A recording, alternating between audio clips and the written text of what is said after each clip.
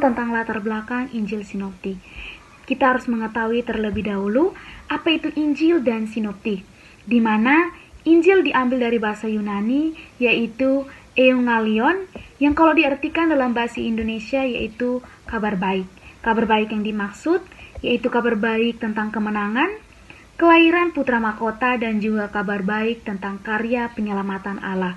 Dalam Perjanjian Baru, Injil adalah kabar baik tentang kerajaan Allah dalam diri Yesus. Ada dua jenis Injil, yaitu kanonik dan apokrif, di mana kalau Injil kanonik itu terdiri dari Injil Matius, Markus, Lukas, dan Yohanes, sedangkan Injil apokrif yaitu terdiri dari Injil Barnabas, Yudas, dan Thomas. Namun, ketiga Injil ini tidak diakui oleh Gereja Katolik.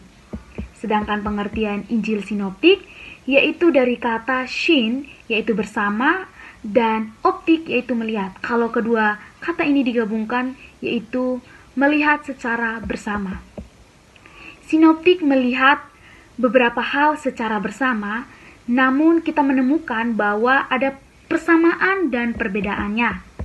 Jadi, kalau kita gabungkan kedua arti dari Injil Sinoptik, yaitu pengertian yaitu sebutan untuk Injil Matius, Markus, dan Lukas. Mereka memiliki banyak kesamaan seperti struktur, isi, dan gaya bahasa.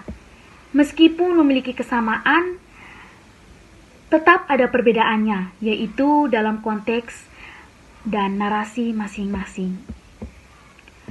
Berikutnya, lambang masing-masing Injil.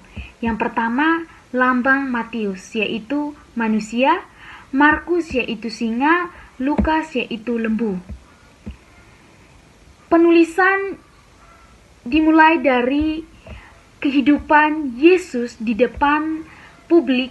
Konflik dengan pemimpin Yahudi menyebabkan penyelidikan Yesus, kematian, dan kebangkitan menjadi titik awal Injil sebagai pewartaan pengikutnya. Di sini saya akan menjelaskan karakteristik Injil Sinoptik Matius, Markus, dan Lukas. Yang pertama, persamaan antara Injil Matius, Markus, dan Lukas. Ketiga Injil ini ceritanya hampir mirip-mirip. Mereka sama-sama menceritakan tentang kehidupan, pelayanan, dan kematian dan kebangkitan Yesus. Banyak cerita, ajaran, dan mujizat Yesus yang ditulis dengan kata-kata dan urutan yang sama. Struktur mirip, dimulai dari pelayanan Yesus di Galilea, lalu perjalanan ke Yerusalem, dan diakhiri dengan kematiannya, serta kebangkitannya. Temanya sama, Yesus datang untuk menyelamatkan manusia lewat pengorbanannya.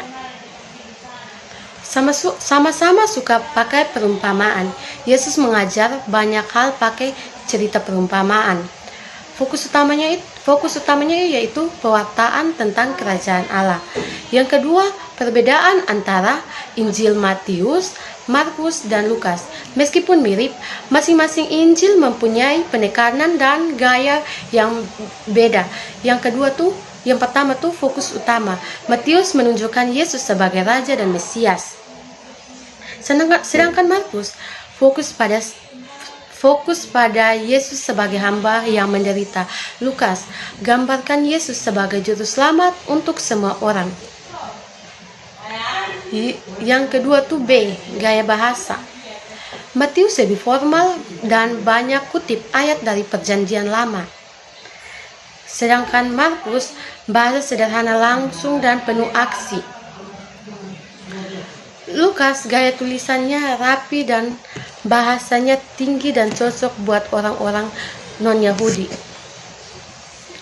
Yang C itu sumber penulisan. Matius dan Markus berdasarkan cerita dari orang-orang yang dilihat langsung. Lukas memakai sumber dari Markus, sumber lain kayak Ki dan riset sendiri ditulis di Lukas pasal 1 ayat 1 sampai 4. Yang D, ciri khas masing-masing. Yang pertama Matius banyak kutip mulai dari 5 khotbah besar Yesus. Markus pada tindakan Yesus yang cepat dan ajaib sering dipakai kata segera. Sedangkan Lukas cerita masa kecil Yesus paling lengkap dan banyak bahasa perumpamaan serta orang miskin. Yang Injil panjang Injil. Matius dan Lukas cukup panjang, sedangkan Markus paling singkat. Itu untuk siapa ditulis? Matius ditulis untuk orang Kristen yang dahulunya Yahudi. Sedangkan Markus dan Lukas untuk orang Kristen dan Yahudi, terutama orang Romawi. Baik, Shalom Ibu dan teman-teman. Saya atas nama Aret Putra Yurlionan akan menjelaskan analisis perbandingan dari Injil Sinoptik. Baik, yang termaksud dalam Injil Sinoptik yaitu 3 Injil pertama dalam kitab Perjanjian Baru, yaitu Injil Matius, Injil Markus, dan Injil Lukas. Banyak kata-kata yang hampir sama sehingga kita sebagai pembaca seringkali sulit membedakan. Walaupun begitu, masing-masing Injil ini memiliki corak teologis dan gaya penulisan yang khas. Yang pertama, Injil Matius, yaitu Injil yang berfokus pada Yesus sebagai Raja bagi orang Yahudi. Yang kedua, Injil Markus, yaitu Injil yang berfokus pada Yesus sebagai hamba yang menderita bagi semua orang. Yang ketiga, Injil Lukas, yaitu Injil yang berfokus pada Yesus sebagai Juru Selamat yang penuh kasih untuk seluruh dunia. Baik, dalam analisis perbandingan terdapat analisis kesamaan dan perbedaan, yang dimana di dalamnya terdapat struktur naratif, penekanan teologis, dan penggambaran Yesus Kristus. Di dalam struktur naratif ini, Injil ini mengikuti alur narasi yang hampir sama, diawali dengan pelayanan Yesus ke Galilea, dilanjutkan dengan perjalanan ke Yerusalem, dan berakhir dengan penderitaan, kematian, hingga kebangkitannya. Baik, sekarang kita akan masuk pada perbedaan Injil Sinoptik. Perbedaan Injil Markus lebih pendek dan padat. Injil Markus lebih pendek dan padat yang berfokus pada tindakan Yesus dengan tempo yang cepat. Injil Matius, meskipun alur Injil ini mengikuti Injil Markus, tetapi Injil ini menyusun ajaran Yesus ke 5 bagian utama, yang dimana menonjolkan pola pengajaran seperti di dalam tradisi Yahudi. Dan yang terakhir yaitu Injil Lukas, yang dimana Injil ini menyusun narasi dengan sangat teratur dan penuh kisah tambah seperti kelahiran Yohanes Pembaptis dan cerita yang mendetail mengenai masa kecil Yesus yang tidak ditemukan dalam Injil lain. Baik, setelah kita mengetahui struktur naratif dari ketiga Injil ini, kita juga harus mengetahui penekanan teologis dalam ketiga Injil ini. Dalam hal teologi, ketiga Injil ini memiliki titik temu dalam pengakuan bahwa Yesus adalah anak Allah yang membawa keselamatan, tetapi masing-masing Injil ini memiliki titik fokus yang berbeda. Yang pertama, Injil Matius, yaitu Injil yang menekankan Yesus sebagai penggenapan hukum dan nubuat Raja dalam kerajaan Allah yang baru. Yang kedua, Injil Markus, yaitu Injil yang dimana menonjolkan tema penderitaan Mesias yang menggambarkan bahwa jalan keselamatan ditempuh melalui salib. Yang ketiga, Injil Lukas, yaitu Injil yang memperluas dengan menyoroti keselamatan yang tersedia bagi semua orang, serta penekanan beserta pada kasih Allah yang terhadap orang miskin, perempuan, dan kaum terpinggir.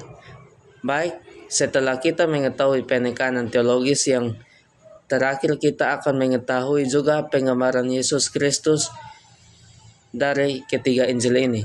Ketiga Injil ini sepakat menggambarkan Yesus sebagai anak Allah, tetapi menonjolkan bahwa aspek karakter yang berbeda dapat dilihat sebagai berikut. Yang pertama, dalam Injil Matius, Yesus tampak sebagai guru agung Ia mengajarkan hukum. Baik, terima kasih. Perkenalkan, nama saya Olimpia Maweni. Di sini saya akan menjelaskan bagian yang kedua, yaitu struktur Injil Sinoptik.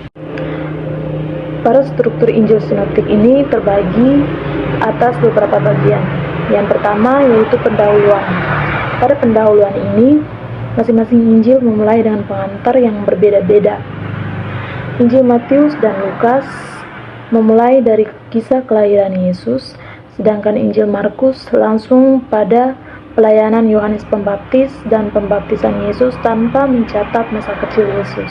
Bagian yang kedua dari struktur Injil Sinoptik yaitu pelayanan Yesus di Galilea.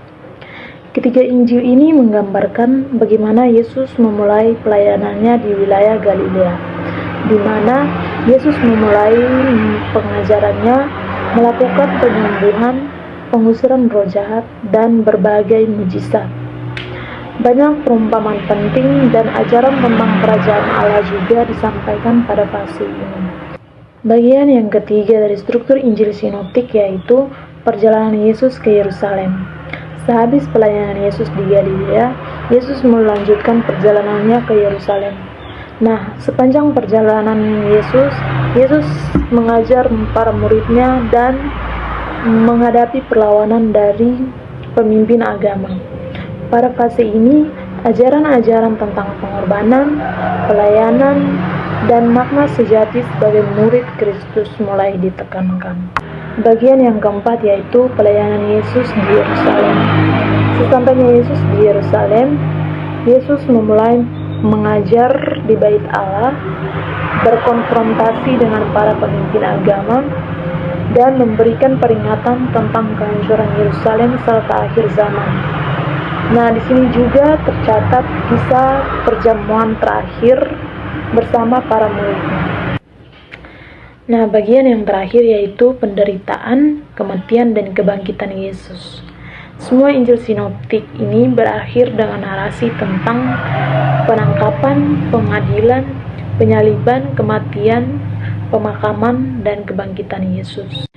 Bagian yang ketiga yaitu struktur penulisan dari masing-masing Injil Sinoptik.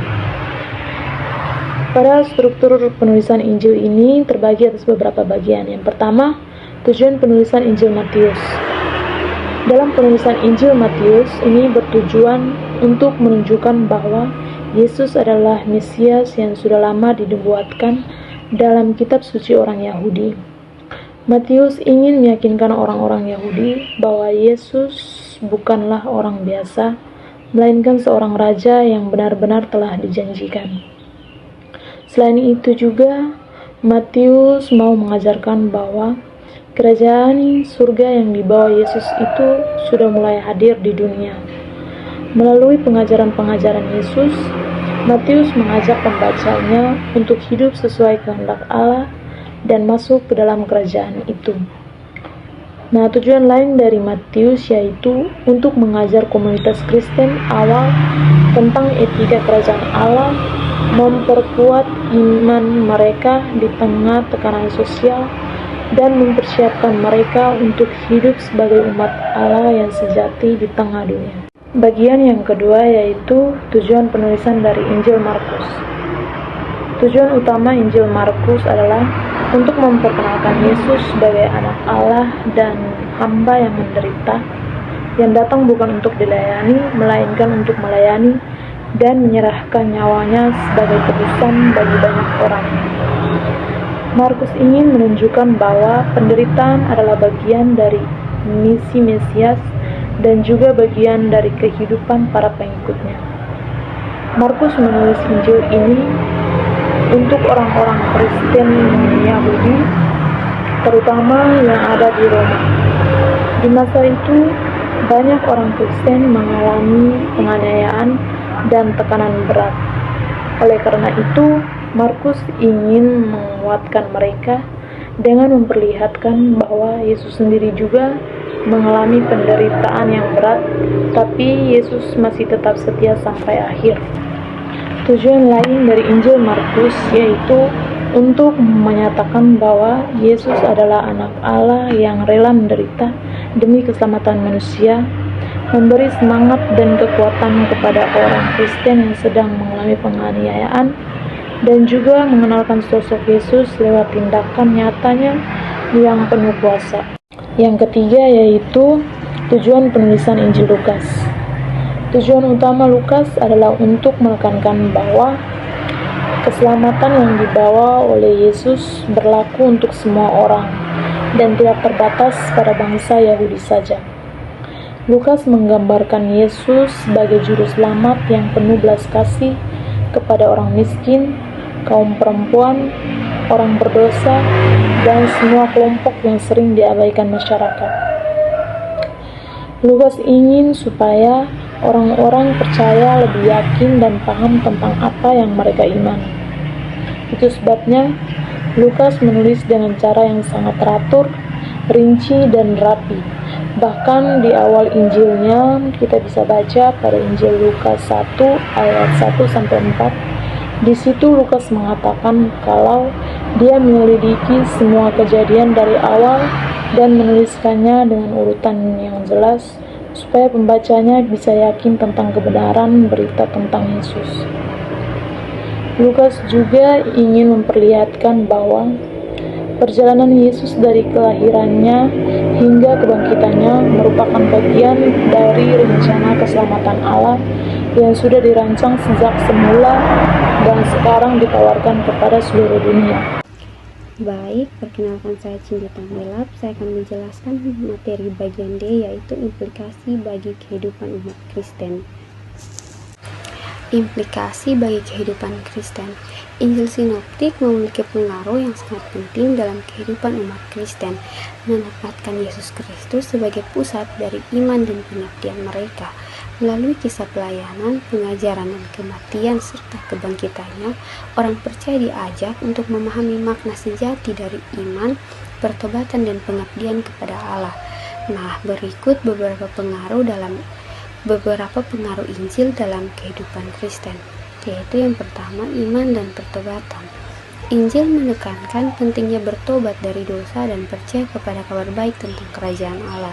Contohnya, kita sebagai orang Kristen yang sudah sadar akan setiap kesalahan dalam hidup kita, dan kita selalu berusaha untuk memperbaiki diri dan mendekatkan diri kepada Tuhan. Nah, yang kedua, pelayanan dan kasih. Keteladanan Yesus dalam melayani orang-orang yang membutuhkan menjadi panggilan bagi setiap orang Kristen untuk melakukan tindakan kasih. Misalnya, kita terlibat dalam kegiatan sosial untuk membantu sesama kita yang membutuhkan. Nah, yang ketiga, ketekunan dalam penderitaan.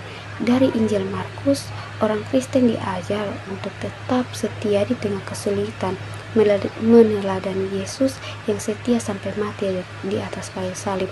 Contohnya, seseorang yang tetap berdoa dan beriman meskipun banyak menghadapi masalah.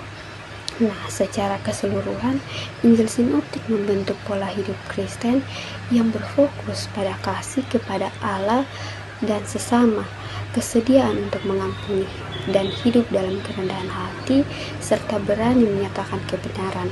Nah, selanjutnya saya akan menjelaskan beberapa aplikasi teologis dalam kehidupan sehari-hari, yaitu yang pertama, menghidupi kerajaan Allah.